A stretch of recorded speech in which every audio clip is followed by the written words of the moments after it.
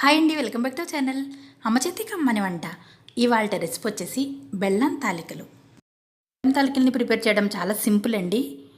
తాలికలు విరిగిపోకుండా బెల్లం పాకంలో వేసేటప్పుడు తాలికల్లాగా ఉండాలి అంటే ఏ పద్ధతిలో ప్రిపేర్ చేయాలో ఈ వీడియోలో చూసేద్దాం రండి.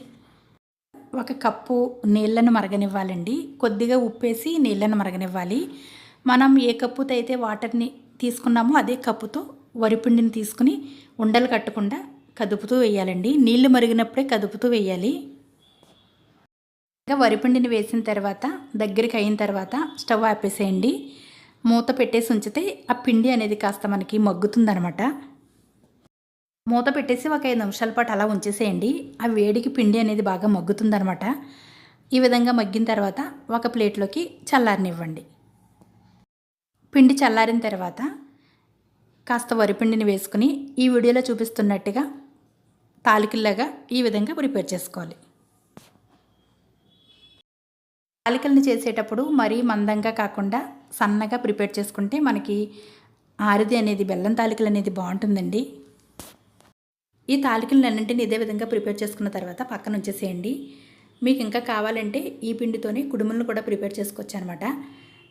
ఒక పిండితోనే 2 ప్రసాదాలు ప్రిపేర్ చేసుకోవచ్చండి. ఈ విధంగా ప్రిపేర్ చేసుకున్న తర్వాత వీటిని పక్కన ఉంచేసేయండి. మనం ఏ గిన్నెతో అయితే పిండిని తీసుకున్నామో ఆ గిన్నె నుండిగా బెల్లం తురుము తీసుకోవాలి.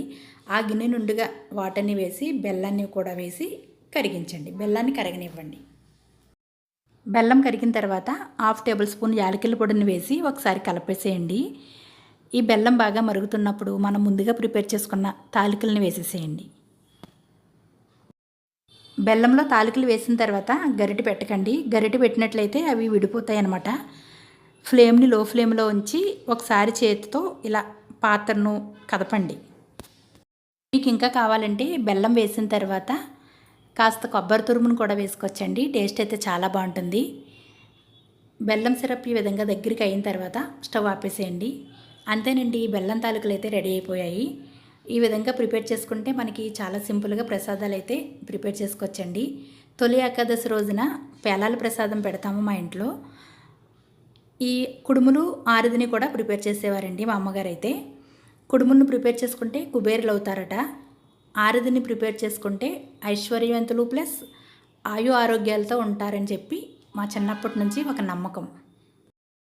ఈ వీడియో కనుక మీకు నచ్చినట్లయితే లైక్ చేసి మీ ఫ్రెండ్స్కి షేర్ చేయండి. Thanks for watching.